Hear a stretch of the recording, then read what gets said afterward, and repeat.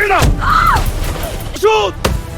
রাস্তায় একজন সাধারণ বাইক আরোহী তরুণীকে দেখে পুলিশ কর্মকর্তা মতিন যখন দুর্ব্যবহার করছিলেন, তিনি কল্পনাও করতে পারেননি যে এই সাধারণ মেয়েটি আসলে জেলার নতুন জেলা প্রশাসক ডিএম মনিকা। মনিকা সেদিন ছদ্মবেশে নিজের এলাকার পুলিশি ব্যবস্থার আসল রূপ দেখার জন্য পথে নেমেছিলেন। তার পরনে ছিল অতি সাধারণ সালোয়ার কামিজ আর সাথে একটি পুরনো বাইক। মনিকা যখন বাইক নিয়ে যাচ্ছিলেন, তখন পুলিশ মতিন কর্কশ কণ্ঠে চিৎকার করে উঠল, এই মেয়ে, বাইকের নথিপত্র দেখাও। মনিকা সব কাগজ দেখালেন। পুলিশ কাগজপত্র সব ঠিক আছে দেখেও বলল, সব তো ঠিক আছে, কিন্তু চেকিং এর খরচ লাগবে, 500 টাকা বের করো। মনিকা অত্যন্ত বিনীতভাবে অনুরোধ করলেন, স্যার, মায়ের জন্য ওষুধ নিয়ে বাড়ি ফিরছি, আমার কাছে আর বাড়তি টাকা নেই। এই কথা শুনে পুলিশ ক্ষিপ্ত হয়ে মনিকার বাইকে জোরে লাঠি মারে এবং ওষুধের ব্যাগটি নোংরা রাস্তায় ছুঁড়ে ফেলে দেয়। ঠিক সেই মুহূর্তে মনিকা রুখে দাঁড়ান এবং পুলিশের কলার ধরে বলেন, আমি ডিএম মনিকা, ঘুষ দাবি এবং একজন সাধারণ নাগরিকের সাথে দুর্ব্যবহারের অপরাধে তোমাকে এক্ষুনি বরখাস্ত করা হলো।